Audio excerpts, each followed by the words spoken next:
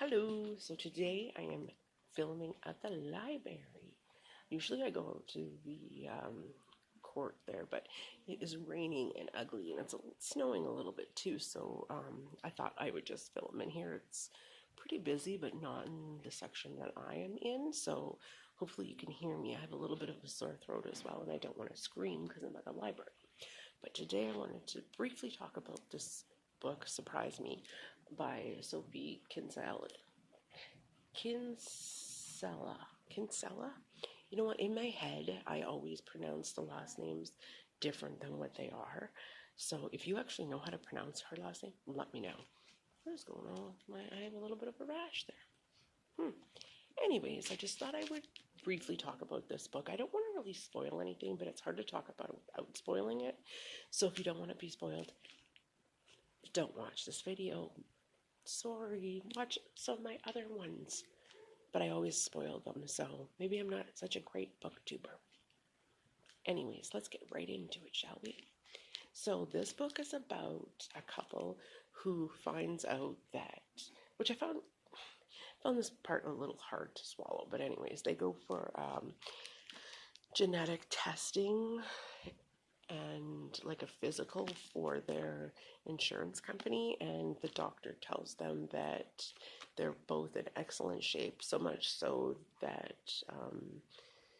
they have like 60 something years to live. And they start freaking out for some reason. I mean, like, someone told me I had 60 years to live, I wouldn't freak out. I'd be like, yes, awesome. Actually, it may even be more than 60 years now that I think about it. It's a long time, anyways. So they start thinking about what, I'm trying to see if I could figure it out. They start thinking about what they're going to do with their lives. I mean, they start thinking, oh, we're going to travel, we're going to see other people, we're going to do this, we're going to do that. And a lot of the book has to do around their sex life, and the husband is like, I guess, a sex fiend or something. With her books, I find that the protagonist is always the same person. I mean, like, in my head, I see the girl from the Shopaholic series in every single one of Sophie's books. Every one of them. Which isn't necessarily a bad thing, but I'd also like to see, I'd like to see more diversity with her books. Like,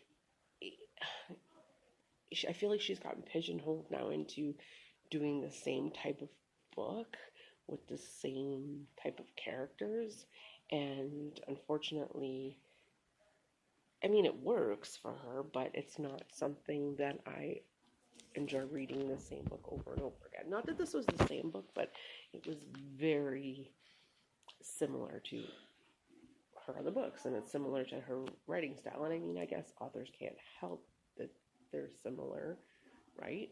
But at the same time, I'd like to see maybe somebody of color in her book, or let's write a book about lesbians, or let's write a book about something else, you know, like, I don't know. And she's one of my favorite authors, I may say. So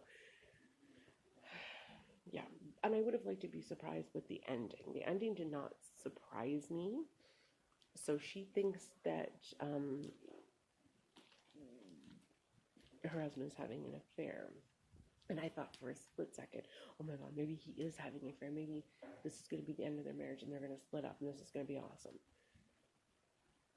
And the couple's name is Sylvie and Dan, by the way.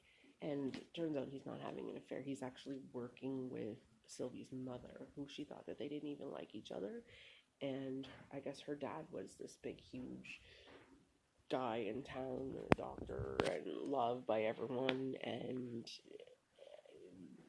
he wrote a book, and I guess turns out that he did some shady things before he passed away, and when Sylvie was a young girl, and I guess he sexually molested or assaulted or something rather to one of Sylvie's friends, who they up and left, I guess, and then they always told Sylvie that that was just her imaginary friend, that she didn't actually exist.